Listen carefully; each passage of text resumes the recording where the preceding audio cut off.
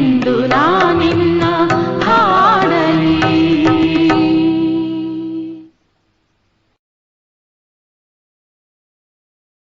ಓಂ ಶಾಂತಿ. ಇಂದಿನ ದಿನಾಂಕ 17/7/2025. ಪ್ರಾರ್ಥ ಮುರುಳಿ. ಬಾಪ್ತಾದ ಮಧುಬನ. ಮಧುರ ಮಕ್ಕಳೇ, ಶ್ರೇಷ್ಠರಾಗಬೇಕೆಂದರೆ ನಿತ್ಯವೂ ತಮ್ಮ ಚಾರ್ಟ್ ಅನ್ನು ನೋಡಿಕೊಳ್ಳಿ. ಯಾವುದೇ ಕರ್ಮೇಂದ್ರಿಯಗಳು ಮೋಸ ಮಾಡದಿರಲಿ. ಕಣ್ಣುಗಳು ಬಹಳ ಮೋಸಗಾರನಾಗಿದೆ, ಇದರಿಂದ ಸಂಭಾಲನೆ ಮಾಡಿಕೊಳ್ಳಿ. ಪ್ರಶ್ನೆ: ಎಲ್ಲದಕ್ಕಿಂತ ಕೆಟ್ಟ ಹವ್ಯಾಸವು ಯಾವುದಾಗಿದೆ? ಅದರಿಂದ ಮುಕ್ತರಾಗುವ ಉಪಾಯವೇನು?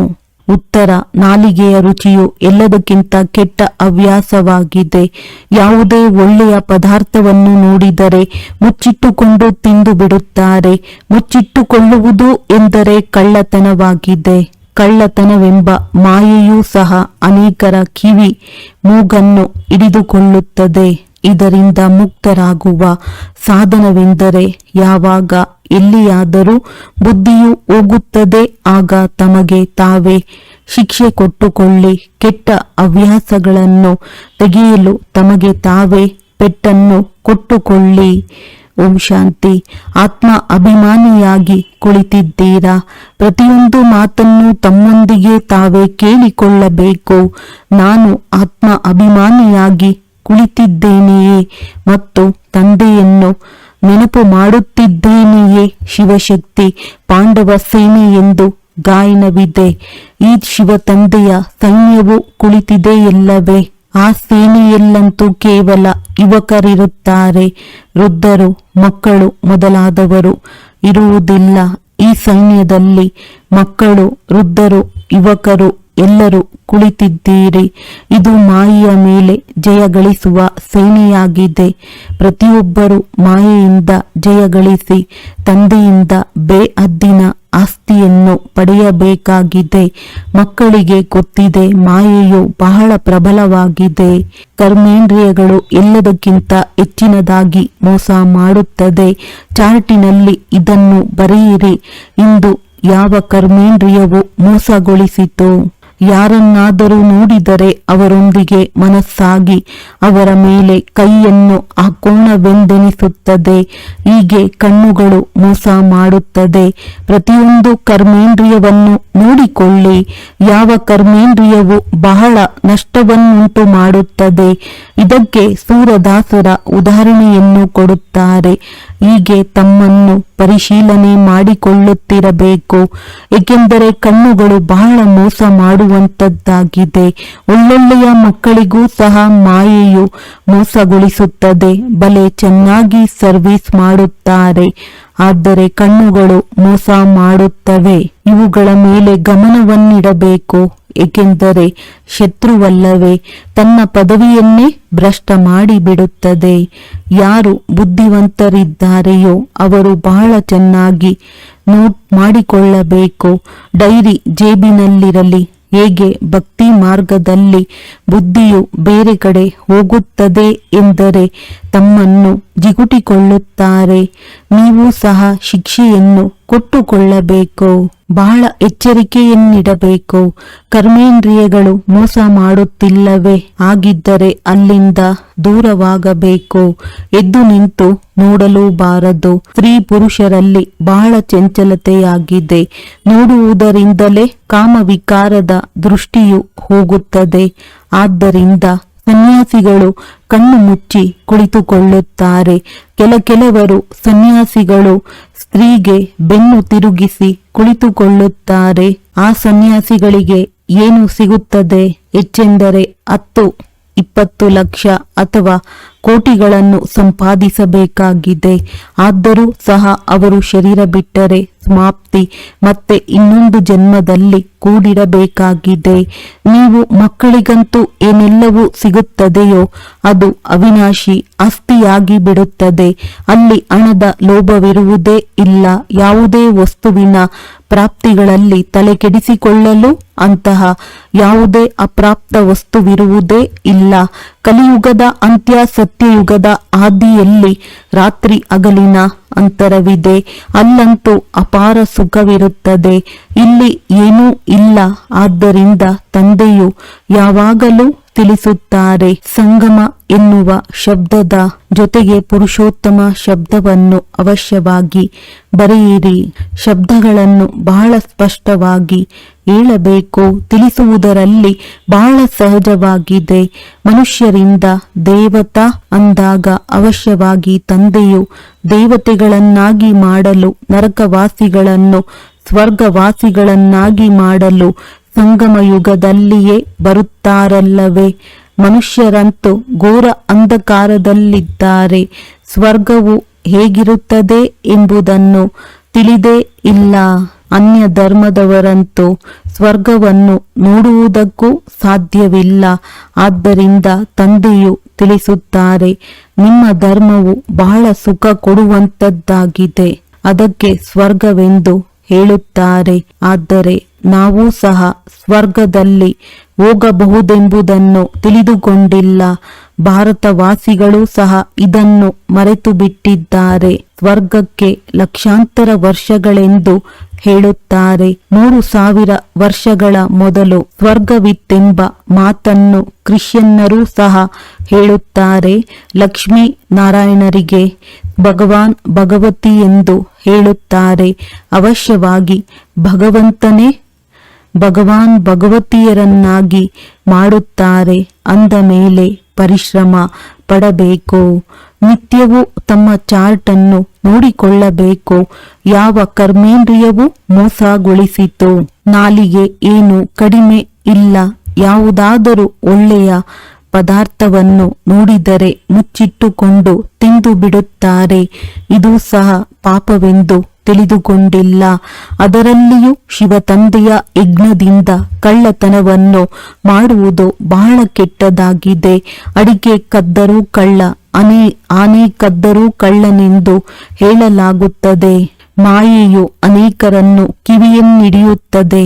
ಎಲ್ಲಿಯವರೆಗೆ ಕೆಟ್ಟ ಹವ್ಯಾಸಗಳಿರುವುದೋ ಅಲ್ಲಿಯವರೆಗೆ ಶ್ರೇಷ್ಠ ಪದವಿಯನ್ನು ಪಡೆಯಲು ಸಾಧ್ಯವಿಲ್ಲ.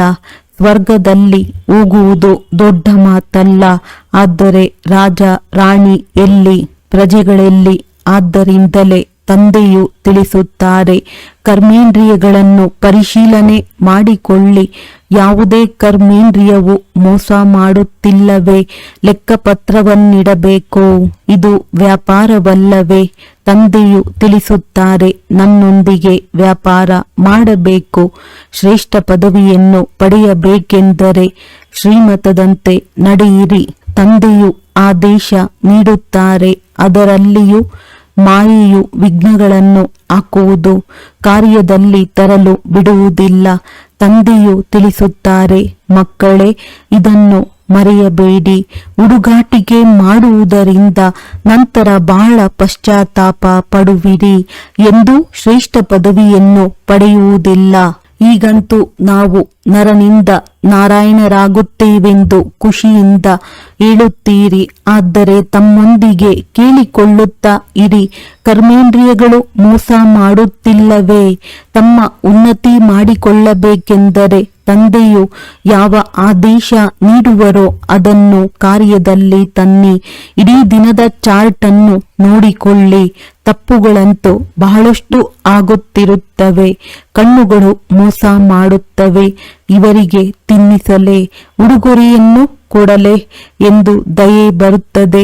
ಇದರಿಂದ ತಮ್ಮ ಬಹಳಷ್ಟು ಹಣವನ್ನು ವ್ಯರ್ಥ ಮಾಡುತ್ತಾರೆ.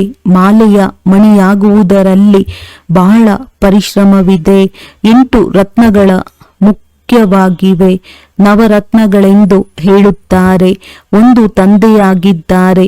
ಉಳಿದವು 8 ಮಣಿಗಳಾಗಿವೆ. ಮಧ್ಯದಲ್ಲಿ ತಂದೆಯ ಚಿಹ್ನೆಯೂ ಬೇಕಲ್ಲವೇ? ಯಾವುದಾದರೂ ಗ್ರಹಚಾರವು ಕುಳಿತುಕೊಂಡಾಗ ನವರತ್ನಗಳ ಉಂಗುರವನ್ನು ಹಾಕಿಸುತ್ತಾರೆ. ಇಷ್ಟೊಂದು ಮಂದಿ ಪುರುಷಾರ್ಥ ಮಾಡುವುದರಲ್ಲಿ ಪಾಸ್ ವಿತ್ ಆನರ್ ಆಗುವವರು ಕೇವಲ 8 ಮಂದಿ ಮಾತ್ರ. ಉಳಿದಂತೆ ಯಾವ 100ರ ಮಾಲೆ ಇದೆಯೋ ಅವರಿಗೂ ಸಹ ಅಲ್ಪ ಸ್ವಲ್ಪ ಶಿಕ್ಷೆಯು ಸಿಗುತ್ತದೆ. 8 ರತ್ನಗಳಿಗೆ ಬಹಳ ಮಹಿಮೆ ಇದೆ. ದೇಹಾಭಿಮಾನದಲ್ಲಿ ಬರುವುದರಿಂದಲೇ ಕರ್ಮೇಂದ್ರಿಯಗಳು ಬಹಳ ಮೋಸ ಮಾಡುತ್ತವೆ. ತಲೆಯ ಮೇಲೆ ಬಹಳ ಪಾಪದ ಹೊರೆ ಇದೆ. ದಾನ ಪುಣ್ಯ ಮಾಡಿದರೆ ಪಾಪವು ಕಳೆಯುವುದೆಂದು ಭಕ್ತಿಯಲ್ಲಿಯೂ ಚಿಂತೆ ಇರುತ್ತದೆ. ಸತ್ಯಯುಗದಲ್ಲಿ ಯಾವುದೇ ಚಿಂತೆ ಇರುವುದಿಲ್ಲ, ಏಕೆಂದರೆ ಅಲ್ಲಿ ರಾವಣ ರಾಜ್ಯವೇ ಇಲ್ಲ. ಒಂದು ವೇಳೆ ಅಲ್ಲಿಯೂ ಸಹ ಇಂತಹ ಮಾತುಗಳಿದ್ದರೆ ನರಕ ಮತ್ತು ಸ್ವರ್ಗದಲ್ಲಿ ಏನು ಅಂತರವೇ ಇರುವುದಿಲ್ಲ.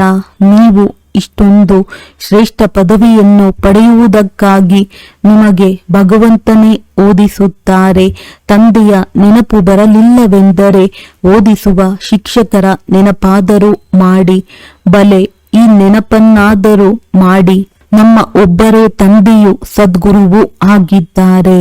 ಮನುಷ್ಯರು ಆಸುರಿ ಮತದಂತೆ ತಂದೆಯನ್ನು ಎಷ್ಟು ತಿರಸ್ಕಾರ ಮಾಡಿದ್ದಾರೆ. ಈಗ ತಂದೆ ಎಲ್ಲರ ಮೇಲೆ ಉಪಕಾರ ಮಾಡುತ್ತಾರೆ. ನೀವು ಮಕ್ಕಳು ಸಹ ಉಪಕಾರ ಮಾಡಬೇಕು. ಯಾರ ಮೇಲೂ ಅಪಕಾರವಾಗಲಿ ಕುದೃಷ್ಟಿಯಾಗಲಿ ಇರಬಾರದು. ಇದರಿಂದ ತಮ್ಮದೇ ನಷ್ಟ ಮಾಡಿಕೊಳ್ಳುತ್ತೀರಿ. ಆ ವೈಬ್ರೇಷನ್ ಮತ್ತೆ ಅನ್ಯರ ಮೇಲೂ ಪ್ರಭಾವ ಬೀರುತ್ತದೆ. ಇದು ಬಹಳ ದೊಡ್ಡ ಗುರಿಯಾಗಿದೆ. ನಿತ್ಯವೂ ತಮ್ಮ ಲೆಕ್ಕಪತ್ರವನ್ನು ನೋಡಿಕೊಳ್ಳಿ. ಯಾವುದೇ ವಿಕರ್ಮವನ್ನು ಮಾಡಲಿಲ್ಲವೇ? ಇದು ವಿಕರ್ಮಿ ಪ್ರಪಂಚ, ವಿಕರ್ಮಿ ಸಂವತ್ಸರವಾಗಿದೆ. ವಿಕರ್ಮಾಜಿತ್ ದೇವತೆಗಳ ಸಂವತ್ಸರದ ಬಗ್ಗೆ ಯಾರಿಗೂ ತಿಳಿದಿಲ್ಲ. ತಂದೆಯು ತಿಳಿಸುತ್ತಾರೆ. ವಿಕರ್ಮಾಜಿತ್ ಸಂವತ್ಸರವು ಕಳೆದ 5000 ವರ್ಷಗಳಾಯಿತು. ನಂತರ ವಿಕರ್ಮ ಸಂವತ್ಸರವು ಆರಂಭವಾಗುತ್ತದೆ. ರಾಜರೂ ಸಹ ವಿಕರ್ಮಗಳನ್ನೇ ಮಾಡುತ್ತಿರುತ್ತಾರೆ. ಆದ್ದರಿಂದಲೇ ತಂದೆಯು ತಿಳಿಸುತ್ತಾರೆ, ಕರ್ಮ ಅಕರ್ಮ ವಿಕರ್ಮದ ಗತಿಯನ್ನು ನಾನು ನಿಮಗೆ ತಿಳಿಸುತ್ತೇನೆ. ರಾವಣ ರಾಜ್ಯದಲ್ಲಿ ನಿಮ್ಮ ಕರ್ಮವು ವಿಕರ್ಮವಾಗುತ್ತದೆ. ಸತ್ಯಯುಗದಲ್ಲಿ ಕರ್ಮಗಳು ಅಕರ್ಮವಾಗುತ್ತದೆ, ವಿಕರ್ಮವಾಗುವುದಿಲ್ಲ. ಅಲ್ಲಿ ವಿಕರ್ಮದ ಹೆಸರೇ ಇರುವುದಿಲ್ಲ. ಈ ಜ್ಞಾನದ 3ನೆಯ ನೇತ್ರವು ಈಗ ಸಿಕ್ಕಿದೆ.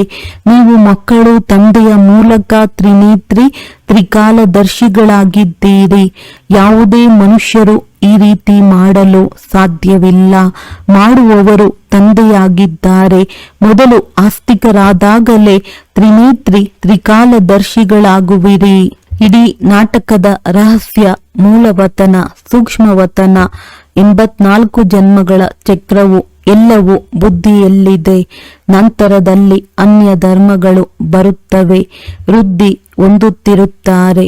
ಆ ಧರ್ಮ ಸ್ಥಾಪಕರಿಗೆ ಗುರುಗಳೆಂದು ಹೇಳುವುದಿಲ್ಲ. ಸರ್ವರ ಸದ್ಗತಿ ಮಾಡುವ ಸದ್ಗುರು ಒಬ್ಬರೇ ಆಗಿದ್ದಾರೆ. ಉಳಿದವರು ಯಾರೂ ಸಹ ಸದ್ಗತಿ ಮಾಡಲು ಬರುವುದಿಲ್ಲ. ಅವರು ಕೇವಲ ಧರ್ಮ ಸ್ಥಾಪಕರಾಗಿದ್ದಾರೆ. ಕ್ರೈಸ್ತನನ್ನು ನೆನಪು ಮಾಡುವುದರಿಂದ ಸದ್ಗತಿಯಾಗುತ್ತದೆಯೇ? ಏನೂ ಇಲ್ಲ. ಅವರೆಲ್ಲರೂ ಭಕ್ತಿಯ ಸಾಲಿನಲ್ಲಿದ್ದಾರೆಂದು ಹೇಳಲಾಗುತ್ತದೆ. ಜ್ಞಾನದ ಸಾಲಿನಲ್ಲಿ ಕೇವಲ ನೀವೇ ಇದ್ದೀರಿ, ಮಾರ್ಗದರ್ಶಕರಾಗಿದ್ದೀರಿ. ಅವರೆಲ್ಲರಿಗೆ ಶಾಂತಿಧಾಮ, ಸುಖಧಾಮದ ಮಾರ್ಗವನ್ನು ತಿಳಿಸಿ. ತಂದೆಯು ಮುಕ್ತಿದಾತ, ಮಾರ್ಗದರ್ಶಕನಾಗಿದ್ದಾರೆ. ಆ ತಂದೆಯನ್ನು ನೆನಪು ಮಾಡುವುದರಿಂದಲೇ ವಿಕರ್ಮಗಳು ವಿನಾಶವಾಗುತ್ತವೆ. ನೀವು ಮಕ್ಕಳಿಗೆ ವಿಕರ್ಮ ವಿನಾಶ ಮಾಡಿಕೊಳ್ಳುವ ಪುರುಷಾರ್ಥವನ್ನು ಮಾಡುತ್ತಿದ್ದೀರಿ. ಆದ್ದರಿಂದ ನೀವು ಇದನ್ನು ಗಮನದಲ್ಲಿಟ್ಟುಕೊಳ್ಳಬೇಕಾಗಿದೆ. ಒಂದು ಕಡೆ ಪುರುಷಾರ್ಥ, ಇನ್ನೊಂದು ಕಡೆ ವಿಕರ್ಮವಾಗದಿರಲಿ. ಪುರುಷಾರ್ಥದ ಜೊತೆಗೆ ವಿಕರ್ಮ ಮಾಡಿದ್ದೀರೆಂದರೆ 100 ಪಟ್ಟು ಶಿಕ್ಷೆಯಾಗುವುದು. ಎಷ್ಟು ಸಾಧ್ಯವೋ ಅಷ್ಟು ವಿಕರ್ಮಗಳನ್ನು ಮಾಡಬೇಡಿ. ಇಲ್ಲವಾದರೆ ವಿಕರ್ಮಗಳ ಖಾತೆಯು ಹೆಚ್ಚುತ್ತಾ ಹೋಗುವುದು. ಹೆಸರನ್ನು ಹಾಳು ಮಾಡುತ್ತೀರಿ. ಭಗವಂತನೇ ನಮಗೆ ಓದಿಸುತ್ತಾರೆಂದು ನಿಮಗೆ ಗೊತ್ತಿದೆ ಅಂದ ಮೇಲೆ ಪುನಃ ಯಾವುದೇ ವಿಕರ್ಮ ಮಾಡಬಾರದು. ಕಳ್ಳತನವು ಚಿಕ್ಕದಾಗಿರಲಿ ದೊಡ್ಡದಾಗಿರಲಿ ಪಾಪವಂತೂ ಆಗುತ್ತದೆ ಎಲ್ಲವೇ ಈ ಕಣ್ಣುಗಳು ಬಹಳ ಮೋಸ ಮಾಡುತ್ತದೆ. ತಂದೆಯು ಮಕ್ಕಳ ಚಲನೆಯಿಂದಲೇ ಅರಿತುಕೊಳ್ಳುತ್ತಾರೆ. ಆದ್ದರಿಂದ ಎಂದಿಗೂ ಸಂಕಲ್ಪದಲ್ಲಿಯೂ ಬರಬಾರದು ಇವರು ನನ್ನ ಸ್ತ್ರೀಯಾಗಿದ್ದಾರೆಂದು. ನಾವು ಬ್ರಹ್ಮ ಕುಮಾರ ಕುಮಾರಿಯಾಗಿದ್ದೇವೆ, ಶಿವ ತಂದೆಯ ಮೊಮ್ಮಕ್ಕಳಾಗಿದ್ದೇವೆ. ತಂದೆಯೊಂದಿಗೆ ಪ್ರತಿಜ್ಞೆ ಮಾಡಿದ್ದೇವೆ, ಶ್ರೀರಕ್ಷೆಯನ್ನು ಕಟ್ಟಿಕೊಂಡಿದ್ದೇವೆ. ಮತ್ತೆ ಇನ್ನೇಕೆ ಕಣ್ಣುಗಳು ಮೋಸಗೊಳಿಸುತ್ತವೆ? ನೆನಪಿನ ಬಲದಿಂದ ಯಾವುದೇ ಕರ್ಮೇಂದ್ರಿಯಗಳ ಮೋಸದಿಂದ ಪಾರಾಗಬಲ್ಲಿರಿ. ಇದರಲ್ಲಿ ಬಹಳ ಪರಿಶ್ರಮ ಪಡಬೇಕು. ತಂದೆಯ ಆದೇಶದಂತೆ ಕಾರ್ಯದಲ್ಲಿ ತಂದು ಚಾರ್ಟನ್ನು ಬರೆಯಿರಿ. ಸ್ತ್ರೀ ಪುರುಷರು ಪರಸ್ಪರ ಇದನ್ನೇ ಮಾತನಾಡಿಕೊಳ್ಳಿ. ನಾವು ತಂದೆಯಿಂದ ಪೂರ್ಣ ಆಸ್ತಿಯನ್ನು ತೆಗೆದುಕೊಳ್ಳೋಣ, ಶಿಕ್ಷಕರಿಂದ ಪೂರ್ಣ ಓದೋಣ. ಇಂತಹ ಶಿಕ್ಷಕರು ಮತ್ತೆಂದು ಸಿಗಲು ಸಾಧ್ಯವಿಲ್ಲ. ಯಾರು ಬೇಹದ್ದಿನ ಜ್ಞಾನವನ್ನು ಕೊಡುವರು? ಇದು ಲಕ್ಷ್ಮೀನಾರಾಯಣರಿಗೆ ಗೊತ್ತಿಲ್ಲ ಅಂದ ಮೇಲೆ ಅವರ ನಂತರ ಬರುವವರಿಗೆ ಏನು ತಿಳಿದಿರುತ್ತದೆ? ತಂದೆಯು ತಿಳಿಸುತ್ತಾರೆ, ಈ ಸೃಷ್ಟಿಯ ಆದಿ ಮಧ್ಯ ಅಂತ್ಯದ ಜ್ಞಾನವನ್ನು ಕೇವಲ ನೀವು ಸಂಗಮಯುಗದಲ್ಲಿ ತಿಳಿದುಕೊಳ್ಳುತ್ತೀರಿ. ಹೀಗೆ ಮಾಡಿ ಹಾಗೆ ಮಾಡಿ ಎಂದು ತಂದೆಯು ಬಹಳಷ್ಟು ತಿಳಿಸುತ್ತಾರೆ. ಆದರೆ ಇಲ್ಲಿಂದ ಹೋದರೆಂದರೆ ಎಲ್ಲವೂ ಸಮಾಪ್ತಿಯಾಗುತ್ತದೆ. ಶಿವ ತಂದೆಯು ನಮಗೆ ಹೇಳುತ್ತಾರೆಂದು ತಿಳಿದುಕೊಳ್ಳುವುದೇ ಇಲ್ಲ. ಯಾವಾಗ ಶಿವ ತಂದೆಯು ತಿಳಿಸುತ್ತಾರೆಂದೇ ತಿಳಿದುಕೊಳ್ಳಿ. ಇವರ ಭಾವಚಿತ್ರವನ್ನು ಇಟ್ಟುಕೊಳ್ಳಬೇಡಿ. ಕೇವಲ ಈ ರಥವನ್ನು ಲೋನಾಗಿ ತೆಗೆದುಕೊಂಡಿದ್ದೇನೆ. ಇವರು ಪುರುಷಾರ್ಥಿಯಾಗಿದ್ದಾರೆ. ನಾನು ತಂದೆಯಿಂದ ಆಸ್ತಿಯನ್ನು ತೆಗೆದುಕೊಳ್ಳುತ್ತಿದ್ದೇನೆ ಎಂದು ಇವರು ಹೇಳುತ್ತಾರೆ. ನಿಮ್ಮ ತರಹ ಇವರೂ ಸಹ ವಿದ್ಯಾರ್ಥಿ ಜೀವನದಲ್ಲಿದ್ದಾರೆ. ಮುಂದೆ ಹೋದಂತೆ ನಿಮ್ಮ ಮಹಿಮೆಯು ಹೆಚ್ಚುತ್ತಾ ಹೋಗುವುದು. ಈಗಂತೂ ನೀವು ಪೂಜ್ಯ ದೇವತೆಗಳಾಗಲು ಓದುತ್ತೀರಿ, ನಂತರ ಸತ್ಯಯುಗದಲ್ಲಿ ದೇವತೆಗಳಾಗುವಿರಿ. ಇವೆಲ್ಲ ಮಾತುಗಳನ್ನು ತಂದೆಯ ವಿನಃ ಮತ್ಯಾರು ತಿಳಿಸಲು ಸಾಧ್ಯವಿಲ್ಲ. ಯಾರ ಅದೃಷ್ಟದಲ್ಲಿಲ್ಲವೋ ಅವರಿಗೆ ಈ ಸಂಶಯವು ಉದ್ಭವವಾಗುತ್ತದೆ. ಶಿವ ತಂದೆಯು ಬಂದು ಹೇಗೆ ಓದಿಸುತ್ತಾರೆ? ನಾನು ಇದನ್ನು ಒಪ್ಪುವುದಿಲ್ಲ ಎಂದು ಶಂಕಿಸುತ್ತಾರೆ. ಒಪ್ಪುವುದೇ ಇಲ್ಲವೆಂದಾಗ ಮತ್ತೆ ಶಿವ ತಂದೆಯನ್ನು ಹೇಗೆ ನೆನಪು ಮಾಡುವರು? ವಿಕರ್ಮಗಳು ವಿನಾಶವಾಗುವುದೇ ಇಲ್ಲ. ಈ ರಾಜಧಾನಿಯು ನಂಬರ್ ವಾರ್ ಆಗಿ ಸ್ಥಾಪನೆಯಾಗುತ್ತಿದೆ. ದಾಸದಾಸಿಯರು ಬೇಕಲ್ಲವೇ? ರಾಜರಿಗೆ ದಾಸಿಯರೂ ಸಹ ವರದಕ್ಷಿಣೆಯಲ್ಲಿ ಸಿಗುತ್ತಾರೆ. ಇಲ್ಲಿಯೇ ಇಷ್ಟೊಂದು ದಾಸಿಯರನ್ನು ಇಟ್ಟುಕೊಳ್ಳುತ್ತಾರೆಂದಾಗ ಸತ್ಯಯುಗದಲ್ಲಿ ಇನ್ನೆಷ್ಟು ಮಂದಿ ಇರುತ್ತಾರೆ? ಆದ್ದರಿಂದ ದಾಸದಾಸಿಯರಾಗುವಂತಹ ಡೀಲಾ ಪುರುಷಾರ್ಥವನ್ನು ಮಾಡಬಾರದು. ಬಾಬಾ, ನಾವೀಗ ಶರೀರವನ್ನು ಬಿಟ್ಟರೆ ಏನು ಪದವಿ ಸಿಗಬಹುದೆಂದು ತಂದೆಯನ್ನು ಕೇಳಬಹುದು. ತಂದೆಯು ತಕ್ಷಣ ತಿಳಿಸಿಬಿಡುತ್ತಾರೆ, ತಮ್ಮ ಚಾರ್ಟನ್ನು ತಾವೇ ನೋಡಿಕೊಳ್ಳಿ. ಅಂತಿಮದಲ್ಲಿ ನಂಬರ್ ವಾರ್ ಕರ್ಮಾತೀತ ಸ್ಥಿತಿಯು ಆಗಿಬಿಡುವುದು. ಇದು ಸತ್ಯ ಸಂಪಾದನೆಯಾಗಿದೆ. ಆ ಸಂಪಾದನೆಯಲ್ಲಾದರೆ ರಾತ್ರಿ ಹಗಲು ಎಷ್ಟೊಂದು ಬ್ಯುಸಿಯಾಗಿರುತ್ತಾರೆ. ವ್ಯಾಪಾರಿಗಳು ಒಂದು ಕೈಯಿಂದ ಊಟ ಮಾಡುತ್ತಾರೆ, ಇನ್ನೊಂದು ಕೈಯಿಂದ ಫೋನಿನಲ್ಲಿ ಕಾರೋಬಾರನ್ನು ನಡೆಸುತ್ತಿರುತ್ತಾರೆ. ಈಗ ತಿಳಿಸಿ, ಇಂತಹ ವ್ಯಕ್ತಿಗಳು ಜ್ಞಾನದಲ್ಲಿ ನಡೆಯಬಲ್ಲರೆ? ನಮಗೆ ಬಿಡುವೆಲ್ಲಿದೆ ಎಂದು ಹೇಳುತ್ತಾರೆ. ಅರೆ, ಸತ್ಯ ರಾಜ್ಯ ಭಾಗ್ಯವು ಸಿಗುತ್ತದೆ. ಕೇವಲ ತಂದೆಯನ್ನು ನೆನಪು ಮಾಡುವುದರಿಂದ ವಿಕರ್ಮಗಳು ವಿನಾಶವಾಗುತ್ತವೆ. ಅಷ್ಟದೇವತೆ ಮುಂತಾದವರನ್ನು ನೆನಪು ಮಾಡುತ್ತಾರಲ್ಲವೇ? ಅವರ ನೆನಪಿನಿಂದ ಸಿಗುವುದಿಲ್ಲ. ತಂದೆಯು ಮತ್ತೆ ಮತ್ತೆ ಪ್ರತಿಯೊಂದು ಮಾತನ್ನು ತಿಳಿಸುತ್ತಿರುತ್ತಾರೆ. ಏಕೆಂದರೆ ಕೊನೆಗೊಂದು ದಿನ ಇಂತಹ ಮಾತನ್ನು ನಮಗೆ ತಿಳಿಸಿರಲಿಲ್ಲವೆಂದು ಯಾರು ಹೇಳಬಾರದು. ನೀವು ಮಕ್ಕಳು ಎಲ್ಲರಿಗೆ ಸಂದೇಶವನ್ನು ಕೊಡಬೇಕಾಗಿದೆ. ಏರೋಪ್ಲೇನ್ನಿಂದಲೂ ಸಂದೇಶ ಪತ್ರಗಳನ್ನು ಹಾಕುವ ಪ್ರಯತ್ನ ಪಡಬೇಕು. ಅದರಲ್ಲಿ ಬರೆಯಿರಿ, ಶಿವ ತಂದೆಯು ಹೀಗೆ ಹೇಳುತ್ತಾರೆ. ಬ್ರಹ್ಮರವರೂ ಸಹ ಶಿವ ತಂದೆಯ ಮಗನಾಗಿದ್ದಾರೆ.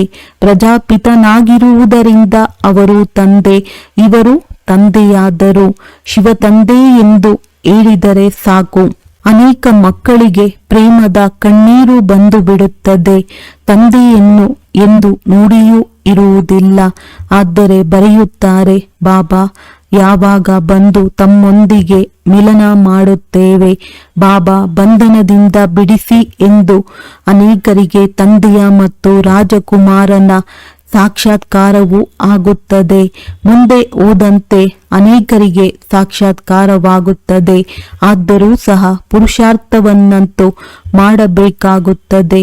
ಮನುಷ್ಯರಿಗೆ ಸಾಯುವ ಸಮಯದಲ್ಲಿಯೂ ಭಗವಂತನನ್ನು ನೆನಪು ಮಾಡಿ ಎಂದು ಹೇಳುತ್ತಾರೆ. ನೀವು ಸಹ ನೋಡುತ್ತೀರಿ, ಅಂತಿಮದಲ್ಲಿ ಹೆಚ್ಚಿನ ಪುರುಷಾರ್ಥ ಮಾಡುತ್ತಾರೆ, ನೆನಪು ಮಾಡತೊಡಗುತ್ತಾರೆ. ತಂದೆಯು ಸಲಹೆ ನೀಡುತ್ತಾರೆ, ಸಮಯವು ಸಿಕ್ಕಿದಾಗ ಪುರುಷಾರ್ಥ ಮಾಡಿ ಮುಂದುವರಿಯುತ್ತಾ ಹೋಗಿ. ತಂದೆಯ ನೆನಪಿನಲ್ಲಿದ್ದು ವಿಕರ್ಮ ವಿನಾಶ ಮಾಡಿಕೊಳ್ಳಿ. ಆಗ ಕೊನೆಯಲ್ಲಿ ಬಂದರೂ ಸಹ ಮೊದಲು ಹೋಗುತ್ತೀರಿ. ಹೇಗೆ ರೈಲು ತಡವಾಗುತ್ತದೆ ಎಂದರೆ ಅದನ್ನು ತೀವ್ರವಾಗಿ ಚಾಲನೆ ಮಾಡುತ್ತಾರಲ್ಲವೇ, ನಿಮಗೂ ಸಹ ಪುರುಷಾರ್ಥದಲ್ಲಿ ಬಹಳ ಬೇಗನೆ ಮುಂದೆ ಹೋಗಲು ಸಮಯವು ಸಿಗುತ್ತದೆ. ಇಲ್ಲಿ ಬಂದು ಸಂಪಾದನೆ ಮಾಡಿಕೊಳ್ಳಿ. ತಂದೆಯು ಸಲಹೆಯನ್ನು ಕೊಡುತ್ತಾರೆ, ಹೀಗೆ ಮಾಡಿ ತಮ್ಮ ಕಲ್ಯಾಣ ಮಾಡಿಕೊಳ್ಳಿ. ತಂದೆಯ ಶ್ರೀಮತದಂತೆ ನಡೆಯಿರಿ. ಏರೋಪ್ಲೇನ್ನಿಂದ ಪತ್ರಿಕೆಗಳನ್ನು ಹಾಕಿರಿ. ಇದರಿಂದ ಮನುಷ್ಯರು ತಿಳಿದುಕೊಳ್ಳಲಿ. ಇವರು ಬಹಳ ಚೆನ್ನಾಗಿ ಸಂದೇಶವನ್ನು ಕೊಡುತ್ತಿರುತ್ತಾರೆ. ಭಾರತವು ಎಷ್ಟು ದೊಡ್ಡದಾಗಿದೆ ಅಂದ ಮೇಲೆ ಎಲ್ಲರಿಗೆ ಅರ್ಥವಾಗಬೇಕು. ಏಕೆಂದರೆ ಬಾಬಾ ನಮಗಂತೂ ಗೊತ್ತೇ ಆಗಲಿಲ್ಲ ಎಂದು ಯಾರು ಹೇಳುವಂತಾಗಬಾರದು. ಒಳ್ಳೆಯದು. ಮಧುರಾತಿ ಮಧುರ ಅಗಲಿ ಮರಳಿ ಸಿಕ್ಕಿರುವ ಮಕ್ಕಳ ಪ್ರತಿ ಮಾತ್ಪಿತಾ ಬಾಪ್ ದಾದಾರವರ ನೆನಪು, ಪ್ರೀತಿ ಹಾಗೂ ಸುಪ್ರಭಾತ. ಆತ್ಮೀಯ ಮಕ್ಕಳಿಗೆ ಆತ್ಮೀಯ ತಂದೆಯ ನಮಸ್ತೆ. ಧಾರಣೆಗಾಗಿ ಮುಖ್ಯ ಸಾರ: ಸೂಕ್ಷ್ಮ ಬುದ್ಧಿಯವರಾಗಿ ತಮ್ಮ ಪರಿಶೀಲನೆ ಮಾಡಿಕೊಳ್ಳಬೇಕು. ಕಣ್ಣುಗಳು ಮೋಸ ಮಾಡುತ್ತಿಲ್ಲವೇ? ಯಾವುದೇ ಕರ್ಮೇಂದ್ರಿಯಕ್ಕೆ ವಶರಾಗಿ ಉಲ್ಟಾ ಕರ್ಮವನ್ನು ಮಾಡಬಾರದು. ನೆನಪಿನ ಬಲದಿಂದ ಕರ್ಮೇಂದ್ರಿಯಗಳ ಮೋಸದಿಂದ ಮುಕ್ತರಾಗಬೇಕಾಗಿದೆ. ಈ ಸತ್ಯ ಸಂಪಾದನೆಗಾಗಿ ಸಮಯವನ್ನು ತೆಗೆಯಬೇಕಾಗಿದೆ. ತಡವಾಗಿ ಬಂದರೂ ಸಹ ಪುರುಷಾರ್ಥದಿಂದ ತೀವ್ರವಾಗಿ ಮುಂದೆ ಹೋಗಬೇಕಾಗಿದೆ. ಇದು ವಿಕರ್ಮ ವಿನಾಶ ಮಾಡಿಕೊಳ್ಳುವ ಸಮಯವಾಗಿದೆ. ಆದ್ದರಿಂದ ಯಾವುದೇ ವಿಕರ್ಮ ಮಾಡಬಾರದು. ವರದಾನ: ಬಾಲಕ್ಸೋ ಮಾಲೀಕನ ಪಾಠದ ಮೂಲಕ ನಿರಹಂಕಾರಿ ಮತ್ತು ನಿರಾಕಾರಿ ಭವ. ಬಾಲಕರಾಗುವುದು ಅರ್ಥಾತ್ ಅದ್ದಿನ ಜೀವನದ ಪರಿವರ್ತನೆ ಆಗುವುದು. ಯಾರು ಎಷ್ಟೇ ದೊಡ್ಡ ದೇಶದ ಮಾಲೀಕರಾಗಿರಬಹುದು, ಧನ ಮತ್ತು ಪರಿವಾರದ ಮಾಲೀಕರಾಗಿರುವಿರಿ, ಆದರೆ ತಂದೆಯ ಮುಂದೆ ಎಲ್ಲರೂ ಬಾಲಕರು. ನೀವು ಬ್ರಾಹ್ಮಣ ಮಕ್ಕಳು ಸಹ ಬಾಲಕರಾಗುವಿರೆಂದರೆ ನಿಶ್ಚಿಂತ ಚಕ್ರವರ್ತಿಗಳು ಮತ್ತು ಭವಿಷ್ಯದಲ್ಲಿ ವಿಶ್ವದ ಮಾಲೀಕರಾಗುವಿರಿ. ಬಾಲಕ್ಸೋ ಮಾಲೀಕ್ ಆಗಿರುವೆ. ಈ ಸ್ಮೃತಿ ಸದಾ ನಿರಹಂಕಾರಿ ನಿರಾಕಾರಿ ಸ್ಥಿತಿಯ ಅನುಭವವನ್ನು ಮಾಡಿಸುವುದು.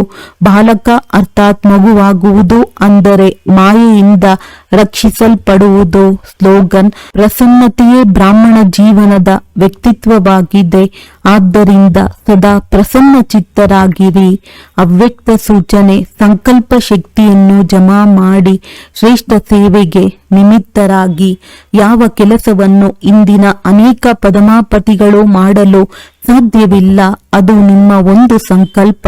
ಆತ್ಮಗಳನ್ನು ಪದಮಾಪದಂಪತಿ ಮಾಡಬಹುದು. ಆದ್ದರಿಂದ ಶ್ರೇಷ್ಠ ಸಂಕಲ್ಪಗಳ ಶಕ್ತಿಯನ್ನು ಜಮಾ ಮಾಡಿ.